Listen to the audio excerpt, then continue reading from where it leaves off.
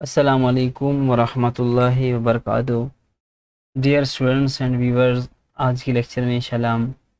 Pakistan affairs کے آج کے لیکچر میں فارمیشن آف مسلم لیگ کا قیام کس طرح وجود میں آیا یا قیام عمل میں کیسے آیا، اس کے بارے میں ہم انشاءاللہ آج بات کریں گے۔ مسلم لیگ جو کہ مسلمانوں کی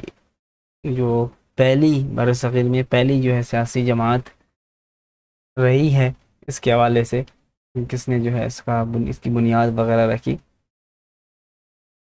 جو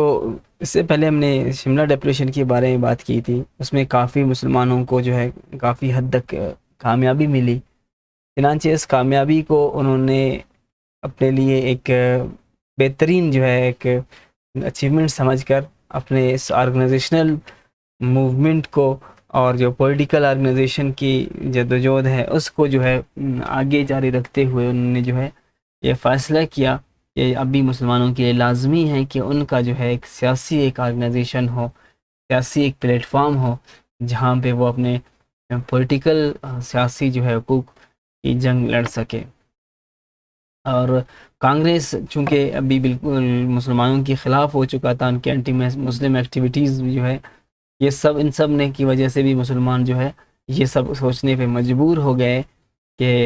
ہمیں جو ہے ایک الگ سی جو ہے سیاسی پارٹی جو ہے تشکیل دینی چاہیے۔ اور مسلمان یہ سوچتے تھے، ایک اور بھی وجہ ہے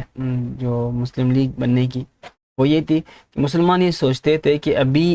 کانگریس کی یعنی بالادستی ہے، واحد نمائندہ ہے جماعت ہے انڈیا کی کانگریس، تو اگر کل کے دن برٹش جو ہے انڈیا چھوڑ کر جائیں گے تو مسلمان ڈائریکٹ ہندوؤں کے یعنی ہندوؤں کے ہاتھوں وہ مغلوب ہوں گے، اور ان یعنی ہندوؤں کی جو سرپرستی ہوگی اور ہندوؤں کی جو ہے یعنی ان کا راج ہوگا، کیونکہ جماعت ان کی ہے اور ان پہ جو ہے کانگریس میں اولڈ بھی جو ہے سب کچھ ہندوؤں کا تھا۔ تو اس لیے جو ہے ان تین مین وجوہات کی وجہ سے مسلمان لیڈرز نے جو ہے یہ سوچا اور انہوں نے یہ طے کیا کہ مسلمانوں کی ایک الگ سیاسی جماعت ہونی چاہیے۔ چنانچہ 1906 میں جو آل انڈیا مسلم ایجوکیشنل کانفرنسز تھے جس کی بنیاد سر سید نے رکھا تھا، تو وہ ڈھاکہ میں جو ہے ان کا مسلم ایجوکیشنل کانفرنس منعقد ہو رہا تھا 1906 میں ڈھاکہ میں۔ تو وہاں پہ جو مسلمان جتنے بھی مشہور لیڈرز تھے وہ سب وہیں پہ اکٹھے تھے، وہیں پہ جمع تھے۔ تو جب سیشن ختم ہو گیا، اجلاس ختم ہو گیا، تو اس کے بعد نواب سلیم اللہ خان کی جگہ پر جو ہے بڑے بڑے لیڈرز کا، مسلمانوں کے لیڈرز کا جو ہے ایک میٹنگ بلایا گیا 30 دسمبر 1906 کو، اور وہاں پہ جو ہے جو میٹنگ ہے اس کے بنیادی جو آبجیکٹیوز تھے وہ یہی تھے کہ مسلمانوں کے لیے ایک سیاسی ایسوسیشن قائم کرنے کے بارے میں سوچنا اور اس کے جو ہے اس کو ترتیب دینا۔ چنانچہ اور 30 دسمبر 1906 کو جو ہے وہ وہیں پہ جمع ہوئے، اور جو ہے نواب سلیم اللہ خان نے ایک ریزولیشن پاس کی جہاں پہ موجود پارٹیسپینٹس جتنے بھی تھے مسلم لیڈرز، انہوں نے جو ہے اس کو ایکسیپٹ کیا اور اس کو پاس کر دیا۔ جو میٹنگ تھا، یہ جو قرارداد انہوں نے پیش کیا، وہ یہی مسلمانوں کے لیے ایک سیاسی جماعت کے حوالے سے تھا جس کے آبجیکٹیوز جو ہے یہ تھے۔ سب سے پہلا جو آبجیکٹیو مسلم لیگ بنانے کا یا مسلم لیگ کا آپ کہہ سکتے ہیں، اس میٹنگ کا بھی آبجیکٹیو یہی تھا کہ to promote among Muslims of India loyalty towards British and remove any misconception that may rise as the intention of the government، یعنی مسلمانوں کی آسان الفاظ میں مسلمانوں اور انگریزوں کے درمیان ہم آہنگی اور جو غلط فہمیاں تھے وہ جو ہے دور کرنا، اور مسلمانوں کو جو ہے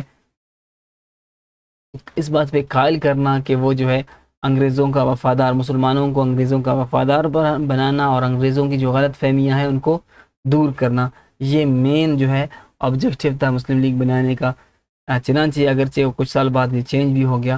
دوسرا جو ہے کیا تھا، to protect and advance the political interest of Muslims of India and respectfully present their needs and aspirations to the government، یعنی مسلمانوں کے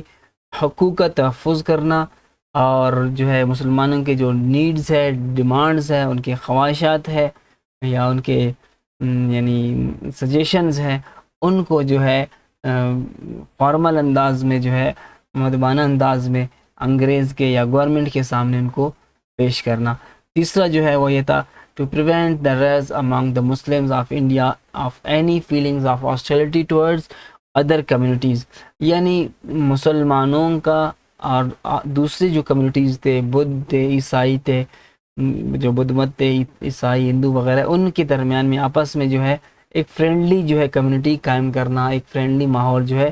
بنانا۔ شرط یہ ہے کہ اوپر کے جو دو آبجیکٹیوز ہیں ان کو وہ لوگ جو ہے